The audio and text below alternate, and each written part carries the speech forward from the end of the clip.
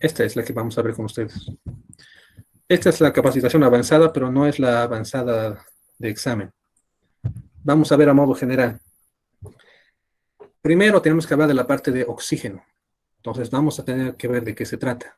Ya hemos visto un poco de esto cuando hemos visto signos vitales. La oxigenoterapia consiste en administrar oxígeno a un paciente. ¿Cuándo debo administrar oxígeno? Cuando el paciente presenta hipoxia, sobre todo hipoxia aguda.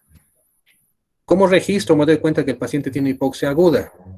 Primero, el nivel de saturación de oxígeno en sangre empieza a descender.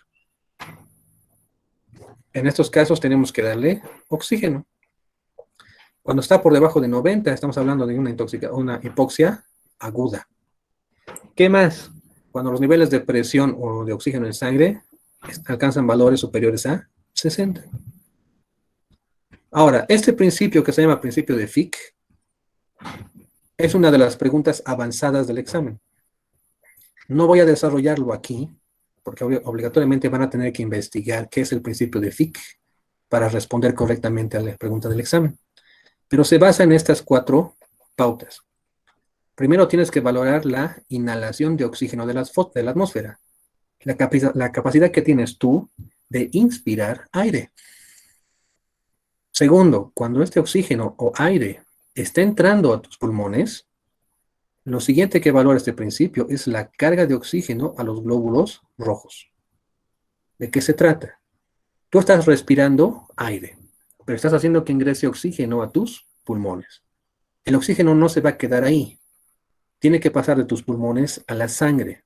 ¿Quién transporta el oxígeno en la sangre? Los glóbulos rojos. El tercer punto que valora el principio de Fick es lo siguiente.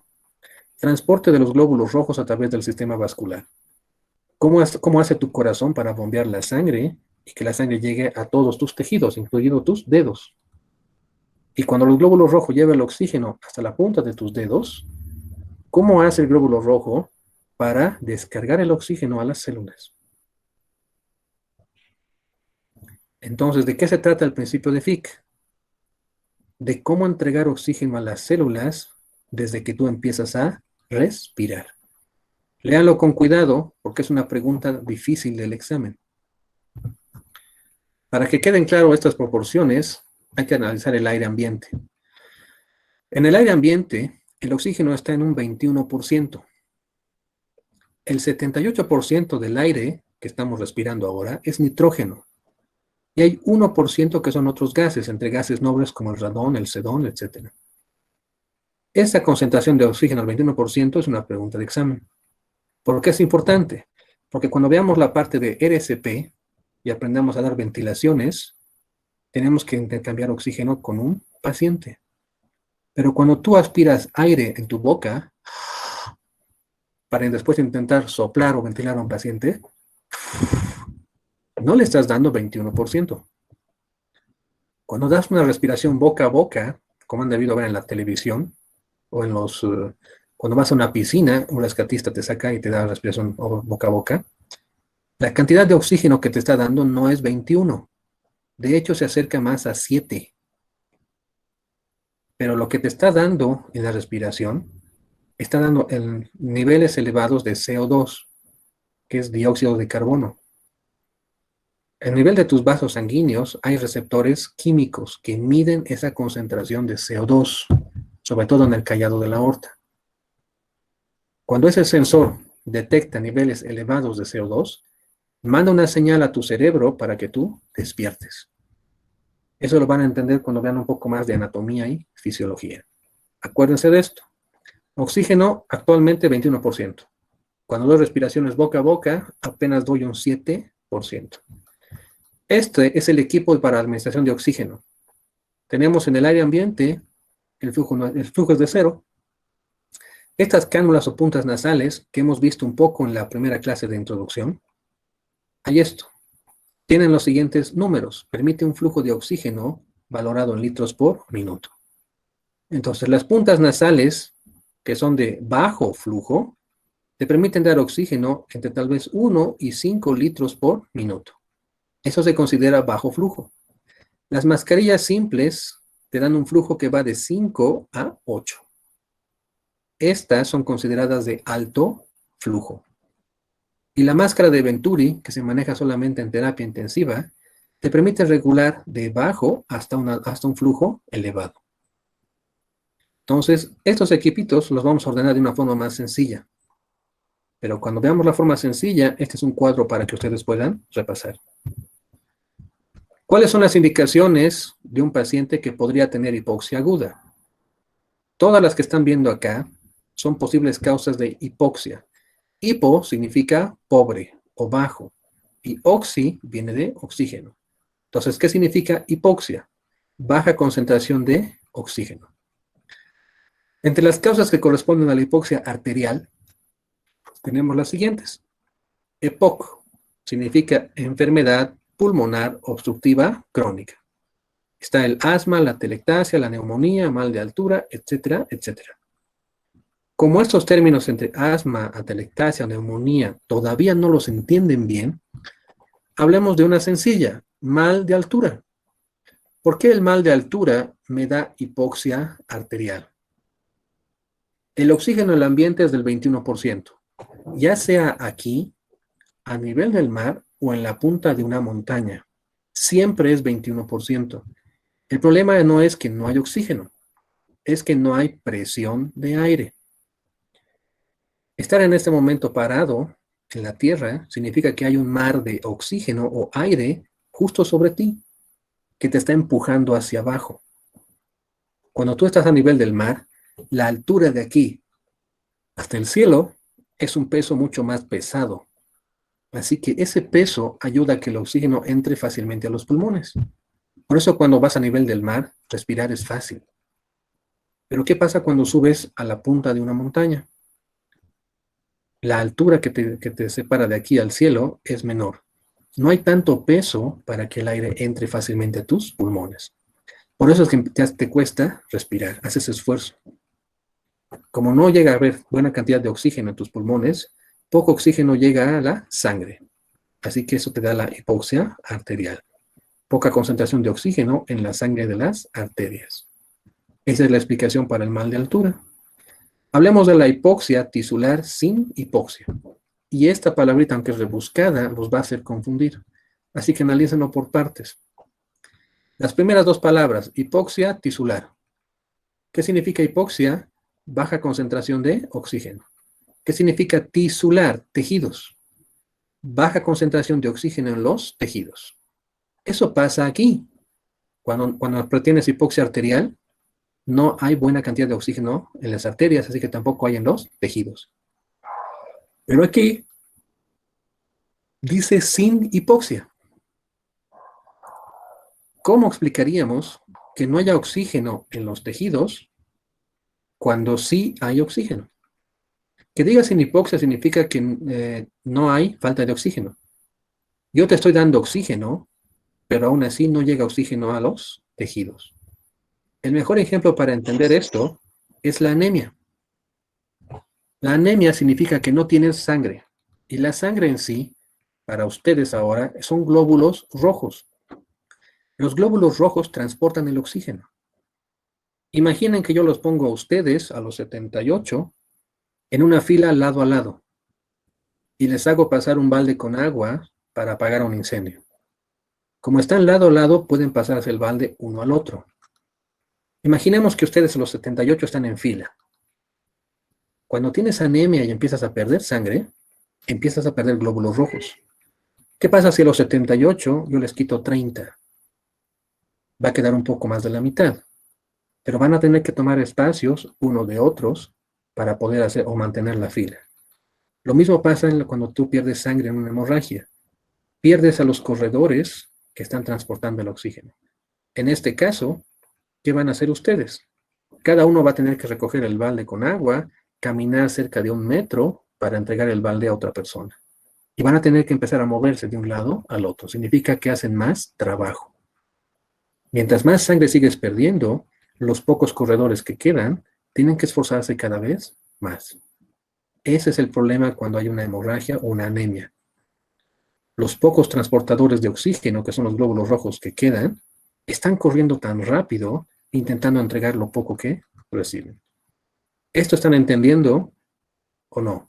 Porque es un punto importante para seguir adelante. ¿Se entiende? Sí, doctor. Ya. Sigamos con temas especiales. Situaciones especiales. IAM significa infarto agudo de miocardio. El corazón es una bomba, es lo que ayuda a que circule la sangre. Pero cuando un corazón sufre un infarto, es como si al motor del auto le fallara un pistón.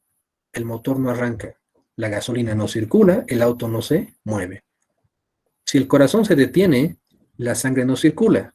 Si la sangre no circula, los glóbulos rojos no entregan oxígeno ni recogen CO2. ¿Esto se entiende? Sí, doctor.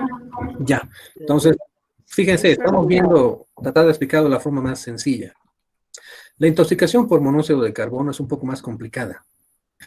El glóbulo rojo tiene que transportar oxígeno, pero a ese glóbulo rojo no le gusta mucho el oxígeno. Le gusta más el CO2, o en este caso el monóxido de carbono, que es solamente CO. ¿Qué significa? Que tú estás caminando, imagínense esto, el glóbulo rojo tiene 4 manitos. En cada manito agarra un oxígeno. Siempre van de la mano para transportar el oxígeno, dejarlo en su casa, recoger el CO2 y llevarlo a los pulmones. Pero cuando aparece el monóxido de carbono, el oxígeno, o el glóbulo rojo, suelta el oxígeno y solamente se abraza al monóxido de carbono. Se abraza tan fuerte que la única forma de soltarlo es dándole oxígeno a la fuerza. ¿Ya? Imagínate, para que te ubiques esto, te rías aunque sea, que tú eres un glóbulo rojo. Estás andando con tu chica, que sería el oxígeno. Estás caminando por la calle y aparece otra chica. Sueltas al oxígeno y te agarras a la otra chica. Entonces, ¿qué hace el oxígeno para que tú sueltes al monóxido de carbono? Llama a su mamá, te dan una paliza, sueltas a la otra chica y vuelves al oxígeno. El oxígeno hay que darlo a la fuerza. Aprender esto implica que van a aprender a manejar oxigenoterapia de la forma correcta. Manejarla por flujo, por volumen o por presión. Cuando el glóbulo rojo está unido al monóxido de carbono, la única forma de soltarlo es bombardearte con oxígeno. Darte tanto oxígeno que a la fuerza sueltes al monóxido de carbono. Y eso también es un riesgo. Vamos a hablar de los riesgos y complicaciones de la oxigenoterapia en las siguientes clases. Si no está todavía claro, van a hacer un trabajo sobre oxigenoterapia. Pero vamos a ir viendo esto paso a paso. Hay material que ustedes tienen que conocer desde ahora. Lo que está en la sala, tenemos un pequeño tanque, hay un medidor que es un manómetro, hay un humidificador y tenemos los tubos o conectores para administrar. Esta es la forma para hacerle su examen. Sistemas de bajo flujo contra sistemas de alto flujo. ¿Cuál es de bajo flujo? Las cánulas nasales o las famosas bigoteras. ¿Por qué se dice de bajo flujo?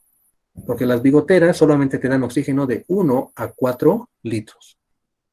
Pero estas de alto flujo te permiten manejar de 6 a 10 o incluso 15 litros. Eso es todo.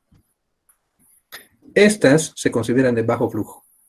Estas, como la máscara de Venturi, terapia intensiva, alto flujo. Tienda o halo facial en casos de pediatría, alto flujo, terapia. Y los sistemas de nebulización, pues estos son sistemas intrahospitalarios. Así que estos se manejan sobre todo dentro del hospital. Estos pueden manejarse en ambulancias o en emergencias. Hay que evaluar la vía aérea. Significa que tienen que aprender a abrir la vía aérea. Esto tendríamos que practicarlo un poco más en la sala. Vamos a ver esto cuando veamos los videos de RCP. Los videos que están en la página te muestran cómo abrir la vía aérea mediante la maniobra frente-mentón y mediante la elevación de la mandíbula. Hay imágenes que les vamos a mostrar para que ubiquen, pero los videos son más fáciles de entender. Aquí estamos viendo cómo se permeabiliza la vía aérea. Esta primera imagen es la maniobra frente-mentón, por obvias razones. Tienes una mano colocada en la frente del paciente y colocas alrededor de 2 o 3 dedos en el mentón. Cuando no hay lesión en el cuello, y estás seguro de eso, presionas ligeramente la frente hacia atrás y levantas el mentón hacia arriba. Este movimiento, como cuando te pones a olfatear algo, hacia arriba, hace que la lengua suba y abre la vía aérea y la persona vuelve a respirar. Pero cuando tú sospechas que el paciente se ha lastimado el cuello, no puedes moverlo porque causarías más daño. ¿Qué puedo hacer? Elevación de la mandíbula. Me coloco exactamente frente a la cabeza del paciente de rodillas.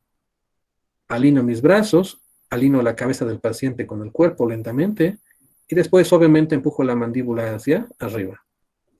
Aunque ustedes intenten hacer este movimiento, no van a poder hacerlo porque están despiertos. Solamente cuando alguien está inconsciente, los músculos masticadores se relajan tanto que te permiten empujar la mandíbula hacia arriba. Acuérdense de eso, vamos a tratar de ver videos. ¿En qué pacientes? Fíjese, la vía aérea con control cervical. Un paciente que habla claramente puede decirse que tiene la vía aérea o no tiene la vía aérea comprometida. Si puedes hablar, significa que tus cuerdas vocales están bien. El aire entra y sale. Así que por ese momento el pulmón está mandando oxígeno al cerebro. Esto es importante para que después aprendan a hacer triaje o clasificación. Cuando está obstruida la vía aérea, ¿qué puedo detectar en una persona? Primero, que está agitada, está agotada, le cuesta respirar. Alteración del estado de conciencia, te estás desmayando. Usas músculos accesorios, como ser el estereocleidomastoideo, los intercostales, parte del abdomen, y la respiración suele ser ruidosa, como cuando entras corriendo y preguntas, doctor, perdón, ¿puedo entrar? Llega tarde. Se nota fácilmente, así que tienen que darse cuenta de eso. Si existe compromiso de la vía aérea, en ocasiones tenemos que proceder a la intubación. ¿Para qué me sirve aprender a intubar? Porque es una forma de asegurarme de poder dar oxígeno a un paciente. La prioridad o la secuencia de atención que ya hemos estado viendo un poco, se trata de empezar por la letra A, vía aérea y control cervical.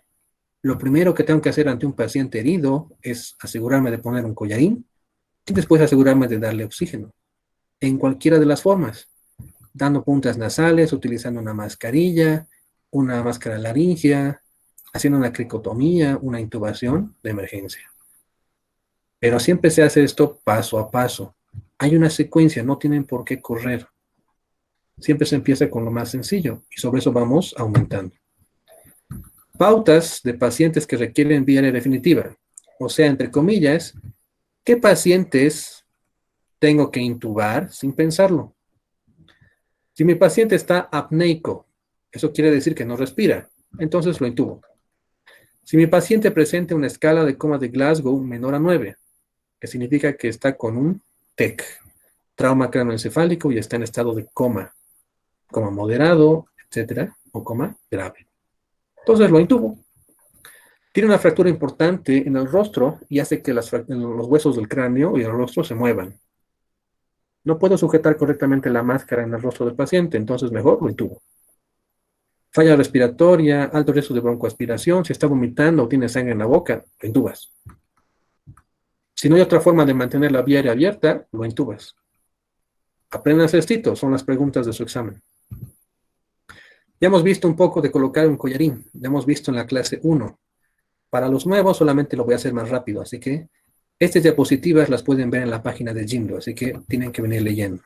Lo importante es colocar correctamente. Fíjense que aquí hay un pequeño hueco triangular. Esta parte siempre va por delante. Te permite ver la tráquea y las venas yugulares. Es un punto importante para pasar de la cabeza al tronco, para pasar de A a B. Siempre hay que ver la tráquea y la línea media.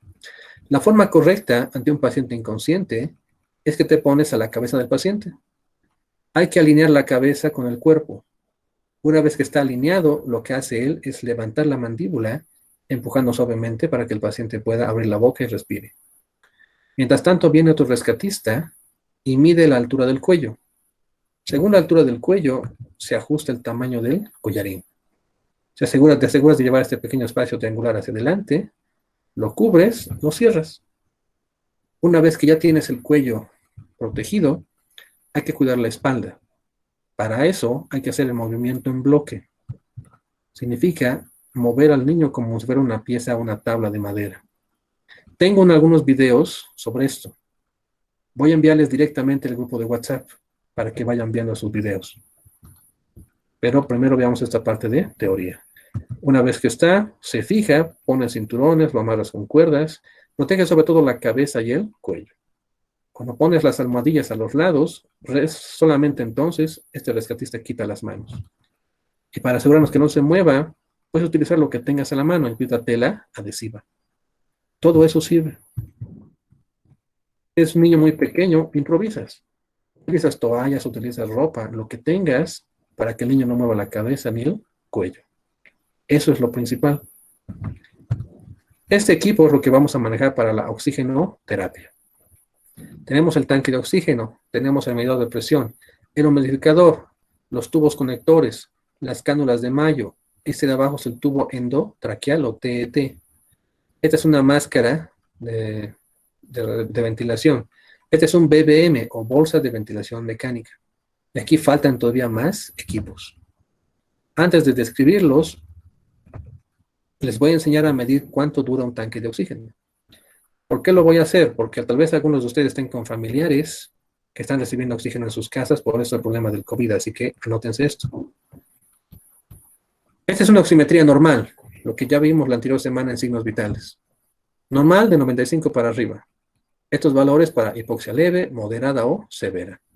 Mientras más va bajando, más se complica el color del paciente y más oxígeno necesita. Este es un tanque estándar. Vean los números. Estos tanques se les asigna una letra, que puede ser, por ejemplo, estas. La D, la E y la M. ¿De qué depende esa letra? De la cantidad de litros de oxígeno que posee. Los tanques pequeños suelen ser solamente hasta aquí, o menos todavía. Estos 2000 PSI es la presión interna del tubo. Este punto no va a entrar a su examen, pero si quieren les va a servir para tomar ustedes nota. Asegúrense de que nunca sea menor de 200 PSI. Si baja de 200 PSI, la presión interna del tanque de oxígeno, no van a poder recargarlo. Y les va a salir más costoso comprar un tanque nuevo. ¿Cómo calculo el tiempo de duración de un tanque de oxígeno? De esta forma. La duración de un tanque de oxígeno depende de esto. Esta pequeña fórmula. La presión real del tubo menos los 200 PSI que siempre tienen que quedarse ahí, por una constante que sería C, dividido entre el flujo de oxígeno de litros por minuto. Sé que ahorita eso les parece complicado, así que vamos a hacerlo más fácil. Aquí tenemos una letra C, es una constante. ¿De qué depende esa constante? Del tipo de tanque que tengas. Una D, una E o una M. Vamos a empezar con un tanque pequeño, así que vamos a empezar con este. ¿De qué depende el flujo de litros por minuto? La cantidad de oxígeno que tú le estás dando a un paciente. Entonces, vamos a hacer un ejercicio para que les quede un poco más sencillo. Aquí tenemos algunos tanques que se clasifican por letras. Y aquí tenemos las constantes que son la letra C. Así que pongámoslo así sencillo. Tienes un tanque tipo E, esto te da esta constante, 0.26.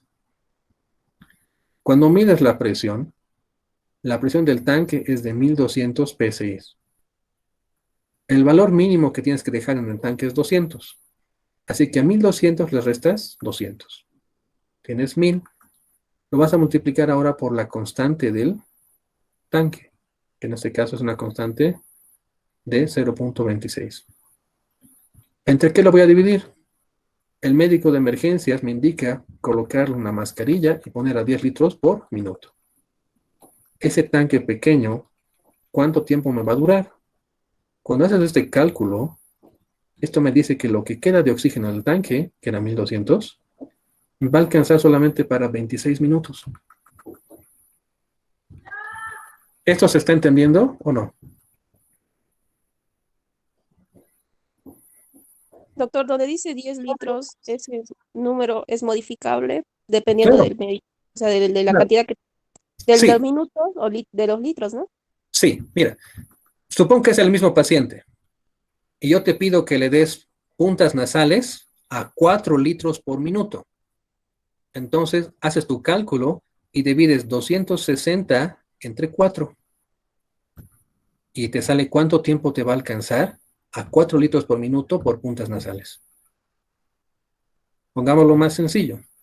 Yo te pido que le pongas puntas nasales a 2 litros por minuto. ¿Cuánto será 260 entre 2? 130 minutos. Eso te duraría el tanque si me das solamente 2 litros de oxígeno por minuto. Si me pones una máscara y me das esa máscara a 5 litros, entonces dividirás 260 entre 5 y me vas a dar cerca de 52 minutos de oxígeno. Cuando me das a 10 litros, se va reduciendo cada vez más el tiempo. Esta fórmula la tendrían que saber cuando lleguen al internado o cuando trabajen en una ambulancia. No voy a ponerles eso en el examen todavía, así que tranquilos por esa parte. Pero ya que varios están comprando oxígeno para tener a sus familiares en sus casas, esta fórmula te puede decir cuánto queda de oxígeno en el tanque o cuánto te va a durar. Así que pueden revisar la grabación de esto después. Listo, volvamos al tema principal. Aquí tenemos puntas nasales. ¿Qué es lo más importante de las puntas? Se maneja de 2 a 4 litros por minuto. Esta primera línea es lo importante de este tema. ¿Por qué solo se maneja de 2 a 4? Si yo pusiera puntas nasales a 6 litros, el oxígeno que va a circular entraría con tanta fuerza y estaría tan frío que te secaría la mucosa de la nariz, podría causarte sangrados y obviamente te va a causar dolor. Cada uno de estos equipos tiene sus características y sus recomendaciones, así que tienen que ir leyendo con cuidado para cada una de ellas. Puntas nasales, 2 a 4 litros. Listo. La mascarilla es un poco más cómoda que las puntas nasales, pero hay que elegir el tamaño correcto. Hay que ver desde el puente de la nariz, que cubra correctamente ambas comisuras de los labios y se cierre en el mentón. Ya no se maneja de 2 a 4 litros. Puede subir hasta 6 litros. Con 6 litros de oxígeno de 10 litros de oxígeno por minuto, te permite una FiO2, que es una concentración del oxígeno que va del 30 al 60%. Pregunta de examen. Si esa máscara tú le aumentas una bolsita de reinhalación, significa que aquí tú le has puesto una bolsa. El oxígeno que no entra a tu primera respiración se va a la bolsita y se va concentrando. En la siguiente respiración se concentra más y más. Eso hace que la FiO2 empiece a subir. Y eso es hasta mejor.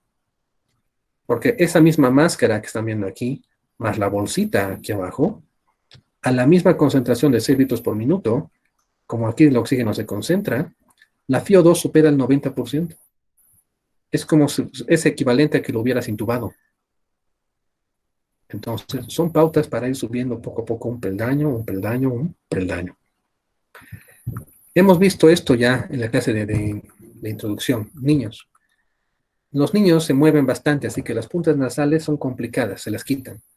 Si intentas ponerle una máscara, se mueven y se pierde ahí oxígeno.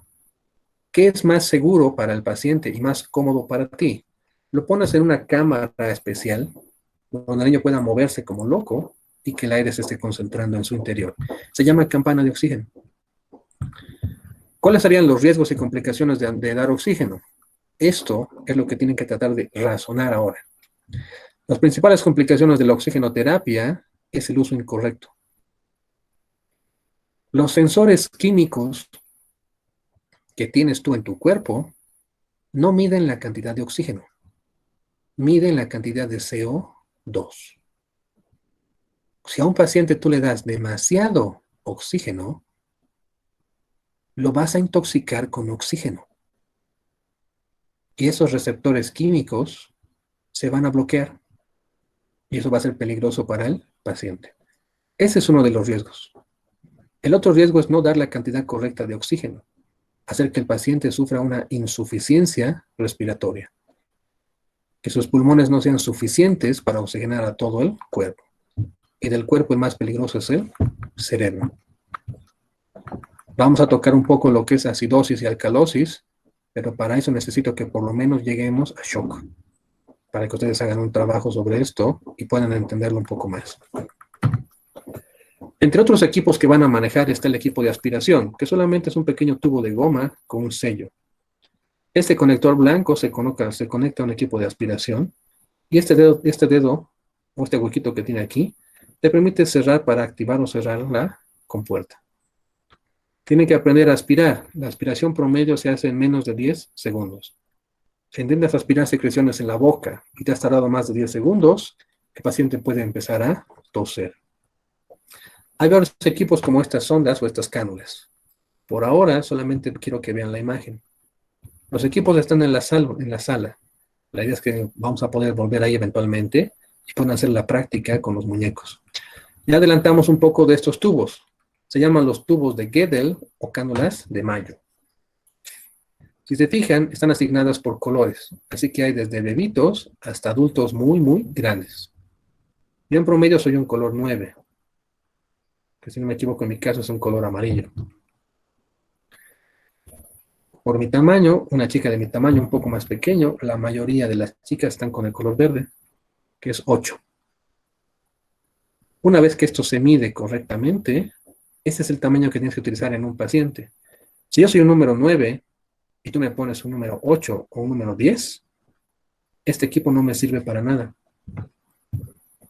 Porque lo que hace es empujar la lengua.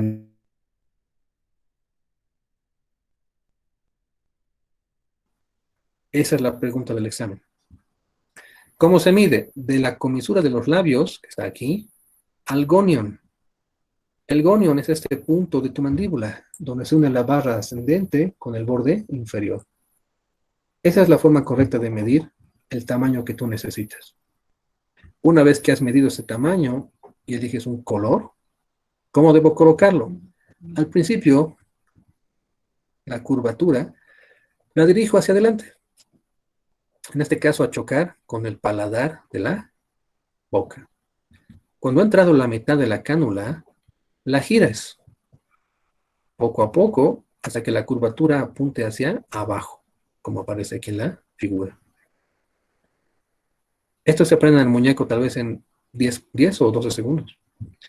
Solo es agarrar las cánulas, se miden en el muñeco, se coloca. Fácil. ¿De qué se trata? De colocar la cánula exactamente en esta posición. Esta es la lengua de un niño. Esta es la cánula. Empuja la lengua y la mantiene en esta posición. Cuando una persona está inconsciente o está desmayada, la lengua tiende a relajarse y se va hacia atrás. Así que la lengua solo tendría que retroceder este pequeño espacio para que la persona deje de respirar. Es por eso que cuando empujas la mandíbula hacia adelante, estás empujando la lengua hacia adelante, permitiendo que este pequeño espacio se abra. Ya que en los niños la lengua es más pequeña, no tengo que hacerlo en 2 tiempos. Puedo bajar la lengua un poco con un bajalenguas y empujar el tubo. Si este tubo que está en B es el tamaño correcto, vean lo que pasa en C y en D. En D, este tubo es muy corto, así que voy a empujar la lengua hacia atrás. No me conviene. Este tubo es demasiado largo. Puedo tocar la epiglotis, que es una membranita que está aquí, y despertar el reflejo nauseoso. El paciente podría vomitar. Así que es importante medir de la forma correcta. ¿Hasta aquí me están entendiendo? Sí, doctor. Sí, doctor. Ya. Entonces, Sí. sigamos. Esto ya hemos visto en la clase 1, así que hoy día es para ir repasando en el caso de los nuevos. Esto se llama tubos nasofaringios. Naso porque se introducen por la nariz y llegan hasta la faringe. ¿Cómo se miden? De la nariz al trago de la oreja. Alguien ha activado su micrófono. Si van a preguntar, pregunten. Si no, apaguen.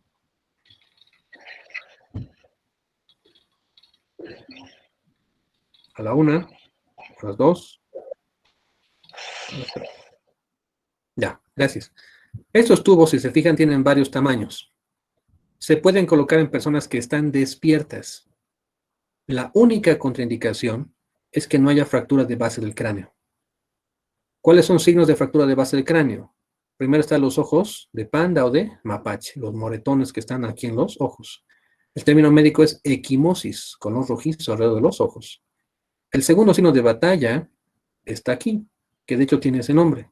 Vas a ver un moretón, una equimosis, justo aquí detrás del pabellón de la oreja. Aquí atrás. Cuando veo un moretón en ese lugar, tengo que tener mucho cuidado al mover la cabeza del paciente. Un mal movimiento del paciente muere ahí mismo. El peligro de la fractura que está a este nivel es que el tubo puede irse hacia arriba al atravesar la lámina cribosa y terminar en el cerebro. Entonces, esto se maneja en personas despiertas, pero no cuando hay fractura de base de cráneo. La única idea es administrar y que puedan dar más oxígeno, nada más. Aquí estamos conociendo la bolsa de ventilación mecánica o BVM. Si se fijan, aquí hay 3 tamaños. Tenemos el de adultos, que te permite dar hasta 1600 mililitros de aire en cada compresión. Tenemos el neonatal, que es el más pequeñito, para menores de 2 años, apenas 240 ml. Un error frecuente, y que tal vez han debido escuchar algunos de ustedes, es que a este equipo lo llaman el AMBU. No, AMBU es el nombre de la empresa que los fabrica. Cuando alguien te diga AMBUCE, no puedes hacerlo. El término correcto es ventile. Es una bolsa de ventilación, así que hay que pedir que ventilen. Acuérdense de eso porque siempre se olvidan eso cuando llegan al internado y se hacen llamar la atención. Entonces, ¿cómo se utiliza la bolsa de ventilación mecánica? Debes estar a la cabeza del paciente, o en este caso a la derecha, aprender a sujetar correctamente la mascarilla y a ventilar de la forma adecuada. Si hay 3 tamaños, no puedo utilizar el de adulto para un recién nacido. El más pequeñito apenas ventila unos 240 o menos que eso, digamos 200. Pero el del adulto da 1600. Aunque apretara solamente la mitad, le estoy dando aquí 800. Entonces, hay que solamente utilizar el tamaño correcto para cada paciente. Lo difícil aquí es apoyar correctamente la mascarilla y que se intube o se ventile correctamente al paciente. Vamos a tratar de que ustedes vean aquí el video de intubación. Se ha debido cortar. Intubación. Una vez hiperextendida la cabeza, sujete con fuerza el mango del laringo con la mano izquierda. Introduzca la pala por la comisura bucal derecha, desplazando la lengua a la izquierda. Una vez que visualice la epiglotis, diríjase hacia la vallécula y sitúe la punta de la pala en el repliegue glosoepiglótico. Traccione del mango del laringoscopio hacia adelante y arriba, desplazando la epiglotis y visualizará las cuerdas vocales. Introduzca con la mano derecha el tubo endotraqueal del tamaño adecuado y deslícelo por la superficie de la pala hasta situarlo entre las cuerdas. Se introduce hasta que el balón del neumo del tubo pasa entre las cuerdas vocales, lo que supone que la marca del tubo, de aproximadamente 21 o 23 centímetros, se sitúe a la altura de los dientes. Sujete el tubo e infle el manguito con 10 centímetros cúbicos de aire. Compruebe la correcta posición del tubo auscultando ambos emitoras y epigastrio. ¿Listo? ¿Se ha visto este video? Sí, doctor. Sí, doctor. Sí, doctor. Este Sí, es doctor. uno de los videos de intubación. Los otros están en la página de Gimno. Este es un poco más cortito. El video que he dejado en la página de Gimno es un poquito más largo y está en inglés, pero lo explica de una forma más sencilla. Esto sí o sí es una actividad práctica y lastimosamente no pueden hacerla por ahora, pero les quedan todavía unos 5 años por delante para aprender a hacerlo. Así que tengan paciencia. No es muy difícil. Mi doctor me enseñó a hacer esto, enseñándome a brindar. Cuando yo fui con él, me dijo, ¿sabes intubar? Ve con el muñeco. Intenté hacerlo y han debido ver incluso ustedes en las películas que el médico pone su cabeza prácticamente encima de la cabeza del paciente o del muñeco. Eso no es hacer la intubación correctamente. Hay una distancia. Cuando aprendes a ver las cuerdas vocales, puedes hacerlo prácticamente a unos 50 centímetros de distancia cuando tú estás parado recto con tu espalda recta y haciendo el movimiento tranquilo con la mano izquierda. He tratado de enseñarles esa técnica a varios de mis alumnos, así que solamente necesitamos tiempo. Esta parte la voy a avanzar un poco más rápido. Esta es la parte de manejo avanzado. Como van a leer lo que es medicina avanzada, solamente voy a darles unas pautas. Esta evaluación que se llama limón es para intubar a un paciente, para ver si va a ser fácil o difícil. El mnemotécnico es limón. L significa presión de lesión externa. Cuando ves que el paciente tiene un collarín, cuando tiene lesiones en la boca, cuando está botando sangre, etc. Si tú ves eso, la intubación ya es difícil.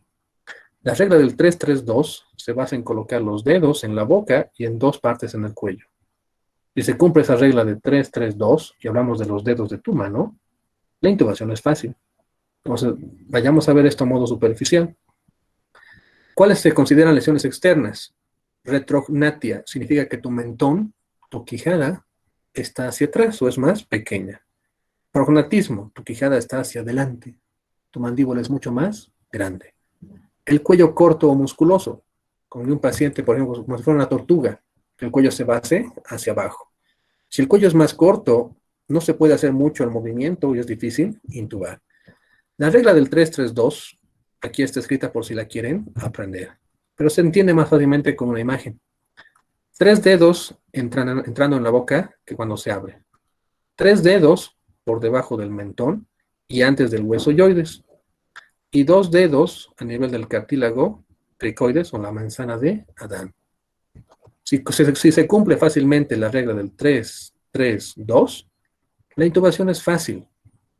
¿Por qué es fácil? Si puedo colocar 3 dedos en la boca, fácilmente puedo colocar la hoja de un laringoscopio y meter un tubo. Pero si entran menos de 2 dedos, obviamente la intubación es cada vez más difícil. El Mayampati se trata con lo que tú puedes y no puedes ver. Y pueden darse cuenta aquí. La clase 1, que está aquí, la intubación es fácil. La clase 4 es intubación difícil. En la clase 1, cuando abres la boca del paciente, obviamente tengo espacio, porque hayan entrado 3 de mis dedos. Pero ¿qué puedo ver en la boca del paciente? No solamente la lengua. Voy a ver incluso aquí las amígdalas y los pilares que las sostienen. Si puedo ver esto tan solo con que el paciente abra la boca, cuando introduzca mi equipo y levante un poquito la hojita, voy a ver las cuerdas vocales como están viendo en esta imagen aquí. Pero mientras más grande tenga el paciente la lengua, obviamente menos voy a ver las cuerdas vocales. Grado 1, clase 1, intubación fácil. Grado 4, intubación difícil. Esta clasificación de Cormack se trata de ver las cuerdas vocales. No voy a pedirles esto a ustedes, no están para dar este examen. Pero cuando se hace el procedimiento, esto es lo que ves realmente. Cuando coloco la hoja del laringo y levanto suavemente, si puedo ver este color rosadito de las membranas y unas 2 líneas gruesas de color blanco, estoy viendo las cuerdas vocales. Es ahí y solamente ahí donde tiene que entrar el tubo endotraqueal. Eso es lo que tienen que llegar a ver. No es nada difícil. Es una técnica. Y una técnica demora práctica. Y por amor no pueden hacerla. La obstrucción es algo fácil. Tienes cuerpos extraños, te cuesta respirar, hay trauma, movilidad del cuello, los collarines. Así que esta parte no es exactamente para ustedes. ¿Ya? Esta parte de la intubación endotraqueal es una intubación invertida. Cuando colocas una aguja y una guía por la tráquea, la guía sale en la boca y por eso colocas el tubo al revés. Son procedimientos que se hacen en emergencia. Solamente es para que tengan conocimiento. Esta parte de farmacología y anestesia la van a llevar en 3er año todavía. Pero si la presentación les sirve, la tienen aquí. Estamos hablando de anestésicos, de sedación, de bloqueantes, de relajantes musculares, como la succinilcolina, el becuronio, etc. La preparación, los sedantes, indicaciones, contraindicaciones. Esta parte no les voy a preguntar a ustedes todavía. Pues si en algún momento les sirve esto, bienvenido, guárdense. Sedación, parálisis, las hojas. Esto sí es pregunta. La hoja curva se llama Macintosh y la hoja recta se llama Miller. Algunos piensan que la hoja recta solo es para pediatría. No, depende de la técnica. La técnica varía dependiendo de la hoja. Y esa técnica se trata de ubicar la lavécula o valécula, que es la base de la lengua. Antes de continuar, porque estamos ya acá sobre la hora, solamente fíjense en esto. Imaginen que esta es la lengua. Y esto es la epiglotis. Cuando tú comes algo, la epiglotis baja y tapa la vía aérea, haciendo que toda la comida vaya al esófago. Intubar significa que la hoja del laringo va a venir y se va a apoyar justo aquí. Este punto entre la lengua y la epiglotis se llama valécula o lavécula. Al presionarlo con la hojita, esto se levanta y de esa forma entras a la vía aérea. Esa es la técnica con la hoja curva, que es la hoja de Macintosh. Vamos a hacerlo siguiente.